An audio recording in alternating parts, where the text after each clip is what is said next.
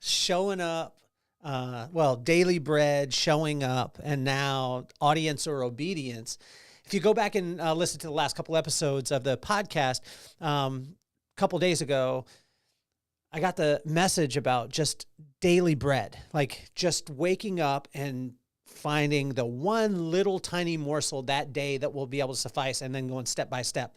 Yesterday, God was huge on me as far as, just showing up. Sometimes when you don't feel the right way, whatever it is, you just show up and allow him room to be able to bless you. Well, it's incredible for me because over the last 30 years of studying Proverbs, and I could tell you early on in the study, it wasn't really a study. I would read. I was alone by myself in San Diego, living with my uncle. I had moved away from my family for the first time, so I didn't really have anything to do. I'd wake up in the morning. My pops told me to read a page of the word a day, and so I just to get myself going, I'd do 10 push-ups, read 10 verses in Proverbs, and then I'd just keep doing it over and over again.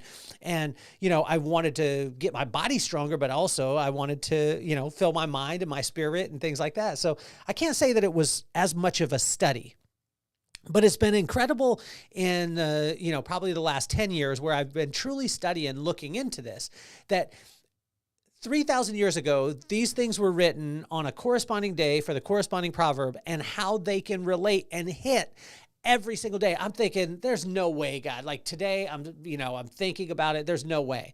And when I woke up this morning, as I'm walking my dogs, I remembered a story when I was hanging out with my buddy Greg. We went up to LA. We went to this convention, and the convention was promised to be like one of the largest. It was going to be absolutely packed. We get there, and honestly, there was crickets. There was no one in the hallways, and we're walking through, and there's a stage. They showed us the stage where we're going to speak, and we looked at it, and I was like, man, there's no one in the audience. There's not anybody showing up. What is going to happen? And I think that Greg could tell that I was a little bit affected by this. And so he just said to me as we're walking through, he's saying hello to a few people. Just the vendors were there. There was no one in the hallways, and there was no traffic for us at all. And so he turns to me and he's like, have I ever told you the story of Charlie Tremendous Jones? And I looked at him, and he knew that I didn't remember the story. So he said, yeah, Charlie Tremendous Jones, he was doing a speaking engagement, and he was just about to go out on stage. So he peeked through the curtain, and as he looked out, the audience was completely empty, and there was like 2 or 3 people standing in the back. And his heart sank at the time, but his mind kicked in, and his mind said that I need to play to an audience of 1 as opposed to looking at the number of the amount of people that are in the audience. And so his obedience to being the best that he possibly could be was stronger than the amount of people in the audience. And when he walked out, he gave his speech, and he gave it with tons of energy, as if he was speaking to millions. Well, by the time he ended, there was only about 2 people in the audience at this time. And he comes off stage, then he goes to walk out, and one of the guys walks up with the other guy, and one guy introduces the other guy and says that he's the head of a network marketing company, one of the most prominent at the time. Introduces Charlie to him, and the guy tells Charlie that he absolutely loved his energy, loved what he was doing, and he would love for him to come and speak at his company. Well, this became a launching point for Charlie Tremendous Jones because it opened up speaking engagements that were unlimited. But as opposed to looking at the audience and saying there was only 1 person or 2 people, or there was no energy in the room, so therefore I'm going to play myself down, he committed to the obedience of doing his best, no matter what the audience looked like. And when Greg told me this story, as he's telling me as we're walking, I realized that he's talking directly to me. And that day we went through the halls, and we ended up doing our speaking engagement. There wasn't that many people in the audience, but we played it as if we were playing to a crowd of 100,000 or 1,000,000. And it was incredible because some of those people in the audience have created and opened up opportunities in my life now. But if it wasn't for Greg pulling me aside and walking me through and just telling me a story that I could see myself in, that it was more about my obedience than it was playing to an audience, then there's a lot of things that I wouldn't experience that I'm experiencing today. And when I remembered this story, I was thinking, there's no way on this earth that this could correlate. And it's amazing what Proverbs 27 and how it listed these things out and took us right through, helping us to understand no matter where you're at in your business, in your marriage, in your relationships, wherever you're at, it's more important and there's more value in you being obedient to what God has you to do today than for you to look and say, I'll wait until the audience is here. So why don't we get this party started?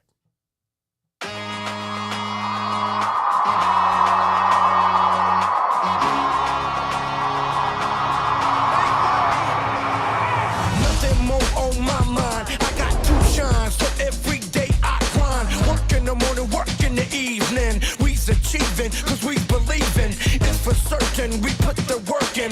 We ain't stopped just because it's hurting. Right before your eyes, so it's coming to no surprise. The takeover is televised. Over and over and over again. Make no mistake, we continue to win. Defeat never known, cause I will not lose. They wanna mimic my moves, but can't walk in my shoes.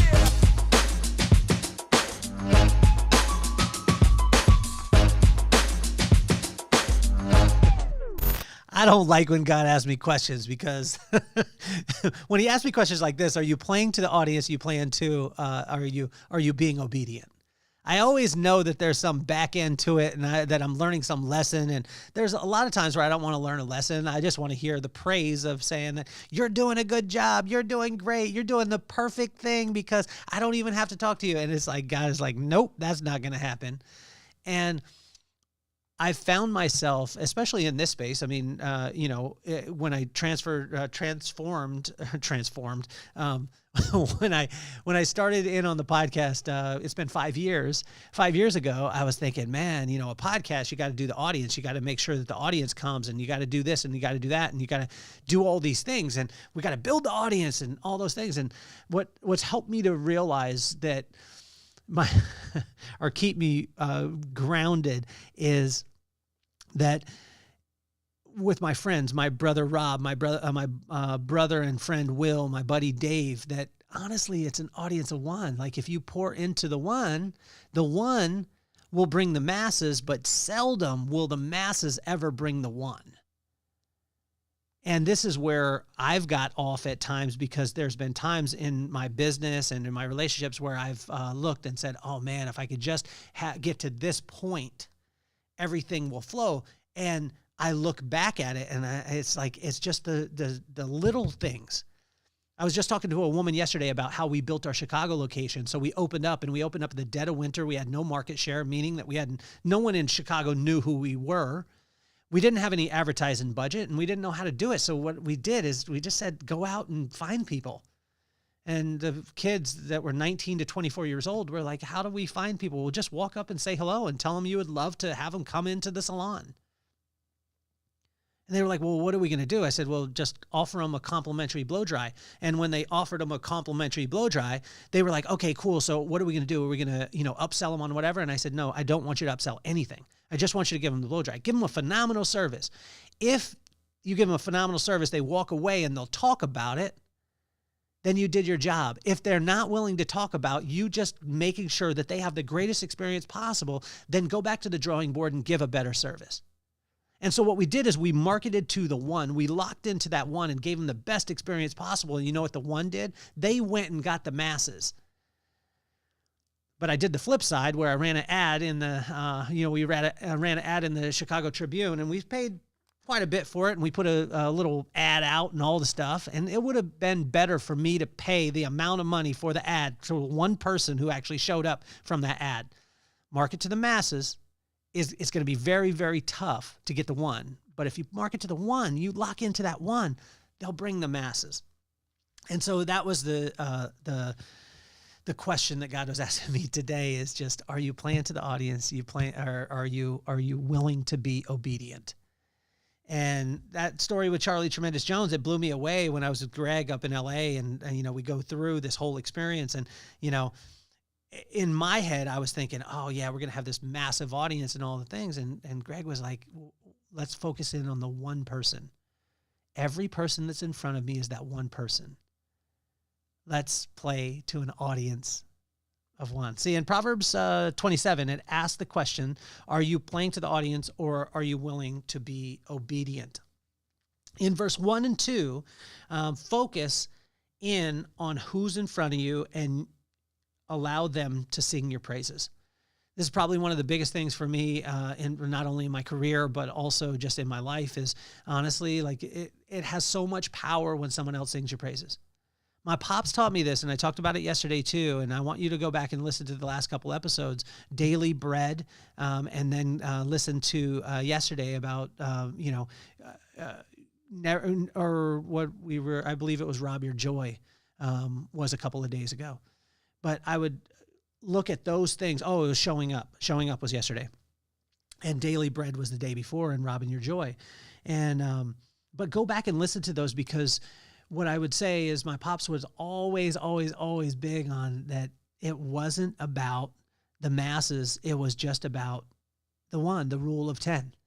If you touch one person and my pops would always be so silly. He would say, put diapers on every single person that you're going to do business with. And I was like, why would you do that? He said, because they should piss their pants for how great your service is and how great you treat them. They should pee their pants. And he would always joke about that. Like when I was going into a meeting, anything like that, he was like, are you taking diapers with you? If we could get to a point where every single person wants to pee their pants because of how great the service is or how great the product is or how great the treatment is, I tell you, it is the greatest marketing strategy in the entire world. And so when we focus in on who's in front of us and allow them to sing our praises, the rule of 10 is wild, right? If you focus on one, that one person will either go get you the 10 or keep 10 as far away from you as possible. So just be conscious of it. In verse 3, even when you don't understand the circumstances, keep your cool. See, I almost didn't keep my cool last week. I was right on the cusp. I remember reading a lot of Proverbs, and I would invite you to do this. But I had a football game, and there was a young kid that's coaching, and then there was an even younger kid that's assistant coaching, and they're coaching against us. It's a tight game. We're back and forth, but it's 7th and 8th graders, right? My brother helped me to realize this. And as we're going through, these kids are chirping the whole time, yapping at the refs, and they're kind of slide towards us. And I'm thinking, man, and this one was big in verse 3, even when you don't understand the circumstances, keep your cool. And I can't tell you that I didn't chirp back a little bit, but I held on to it and walked away. And, it was one of those things. So just be conscious of it and realize that those circumstances are coming. And so keep your cool in it. How can we keep our cool? Is by just spending a little bit of time with God in the morning. Read the proverb, literally the corresponding proverb, corresponding day. The book is coming out, The Vibe Within. It's coming out. It's a journal that's you're going to be able to write in. It's very simple. But it's going to be able to help you walk through this. And if not, if you don't read, just listen to the podcast. I'll break it down for you every day. So avoid jealousy and invite correction in verse 4, 5, and 6.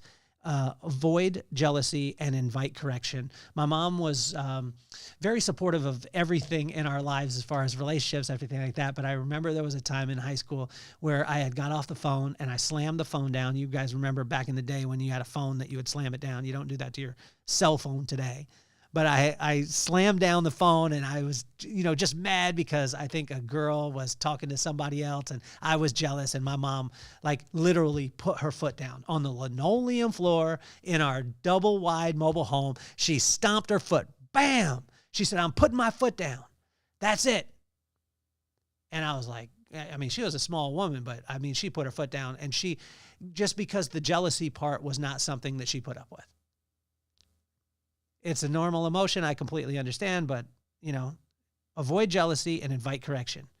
And that day I didn't invite correction, but my mom invited it into my life. So Mama, I love you for that. Thank you for teaching me that lesson. In verse number 7,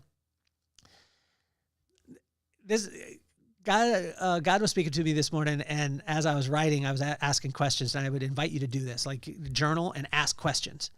And while you're asking the question, slow down, shut up, and allow him to talk. And God was talking to me today, and he said, relax, so many times today. He said, relax, son. He said it probably 6 times. I've got it written in my journal, like, relax, son, relax, son, relax, son. And then this verse 7 came in and it said, slow down and hunger and thirst for nothing outside of God's will. And imagine if Charlie Tremendous Jones would have hungered and thirsted for things that were outside of God's will. The will for God at that time was no audience at all. He wanted to see how Charlie would react in that situation. There was only 2 people in the back, but one of those people was going to change his life. Slow down and hunger and thirst for nothing outside of God's will. And this is a thing that my brother brings me back to all the time.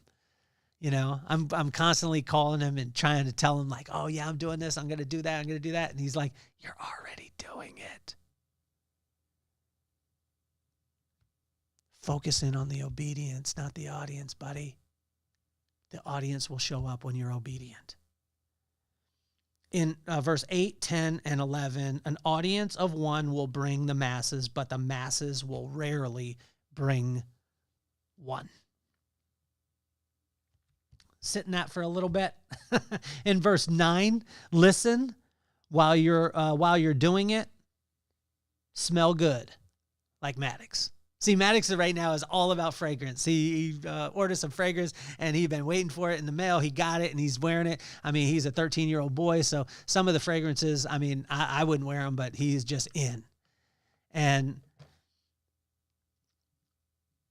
he is on another level, and it's bringing so much joy to his heart. And in verse 9, it talks about this, like the joy that comes in.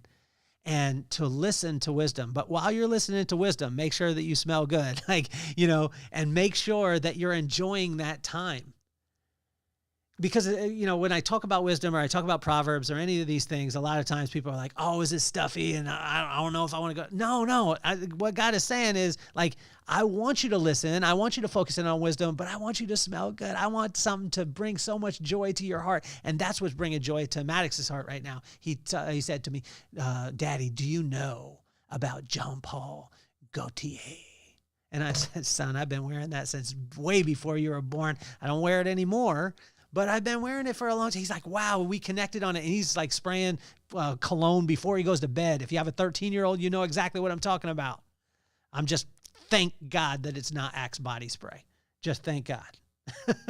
So make sure to invest in some fragrances for your child. There's some websites that my wife goes on and gets him all these little tiny testers. It's great. But while you're listening, smell good. Smell good, like Maddox. In verse 11, wisdom brings joy to the heart. So if you want your heart to be full of joy, and joy is nothing more than falling in love with your current circumstances and allowing magic to happen.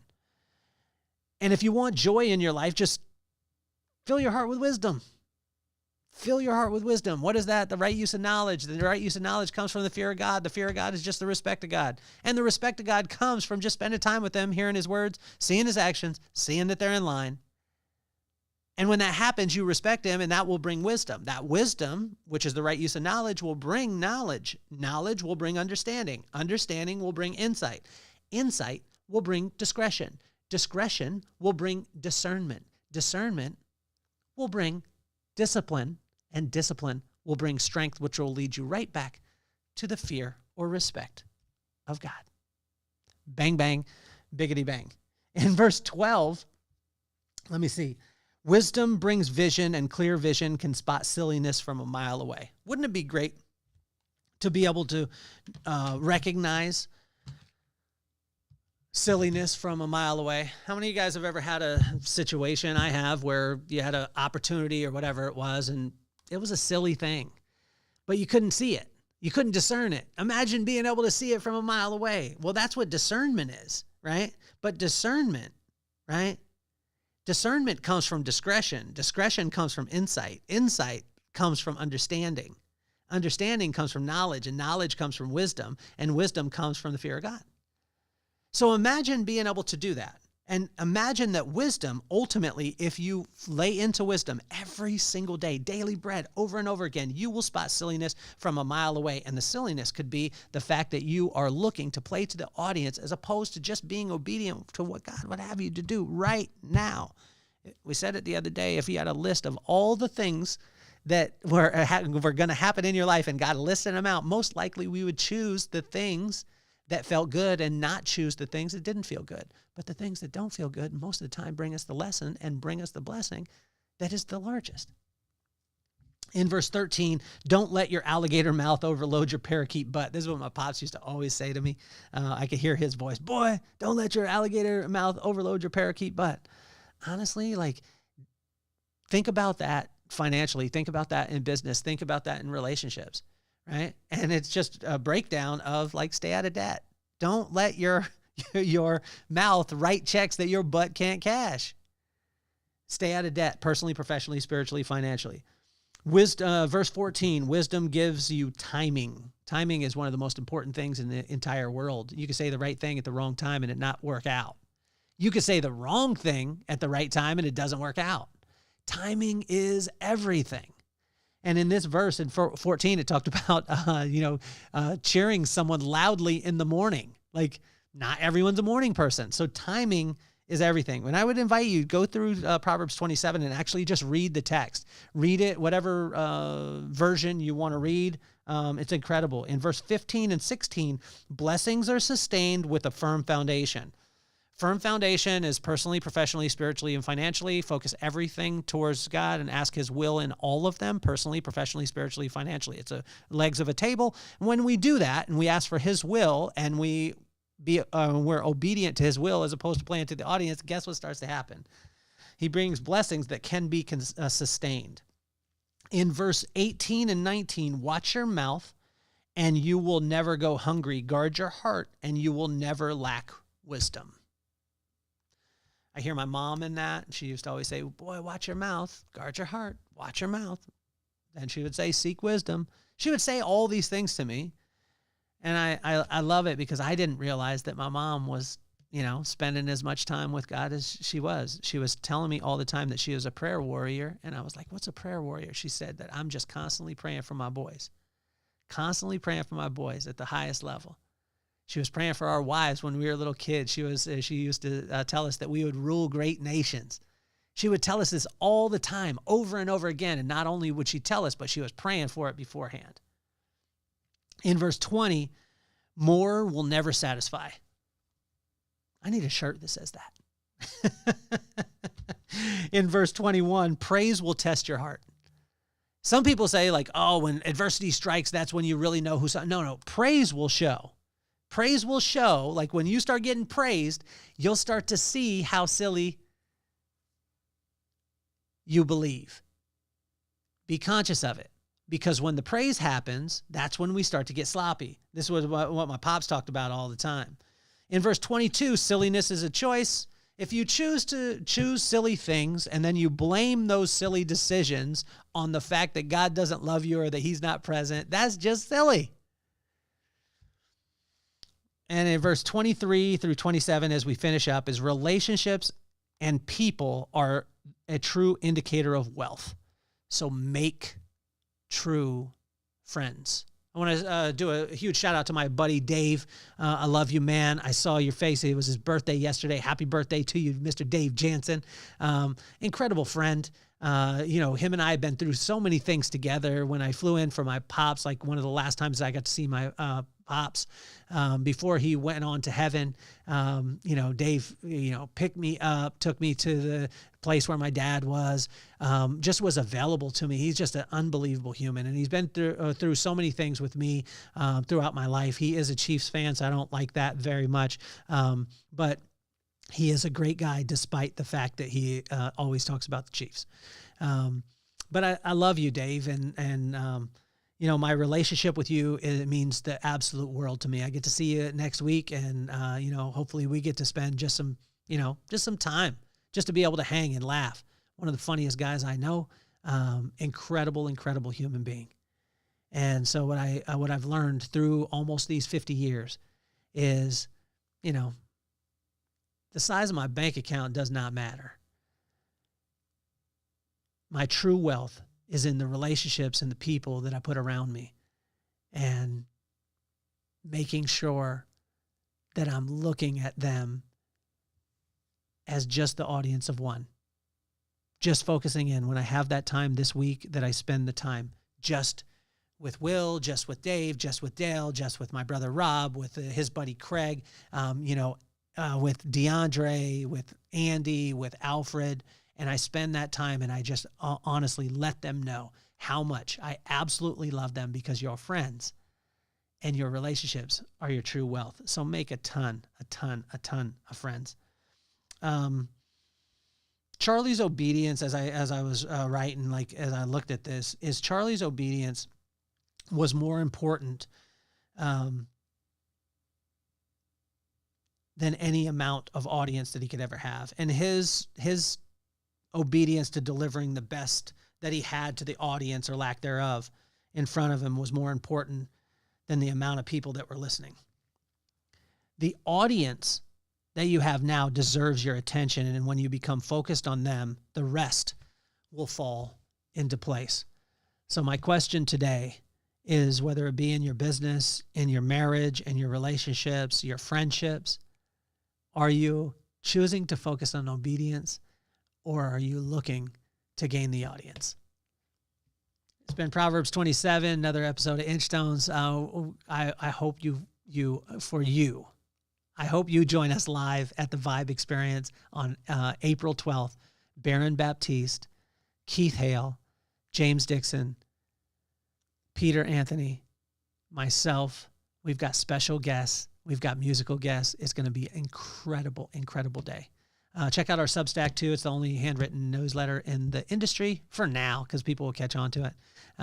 But I want to tell you, as an audience of one, and you listening right now, you're in your car right now, I want to tell you thank you. I want to thank you so much for tuning in. I want to thank you so much for listening. My buddy Brandon, all the way from Tampa, Florida, sent me a picture of him listening in his car to the podcast. And I sent back to him, I said, hey man, this is the greatest compliment you can ever give me. And I appreciate you, and I love you. My name is Kelly Cardenas, and I'm officially off the hot seat. Peace, love, and soul.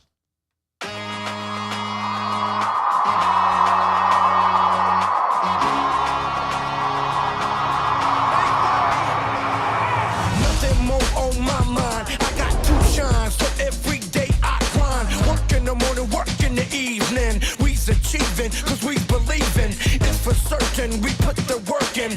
We ain't stopped just because it's hurting. Right before your eyes, so it's coming to no surprise. The takeover is televised.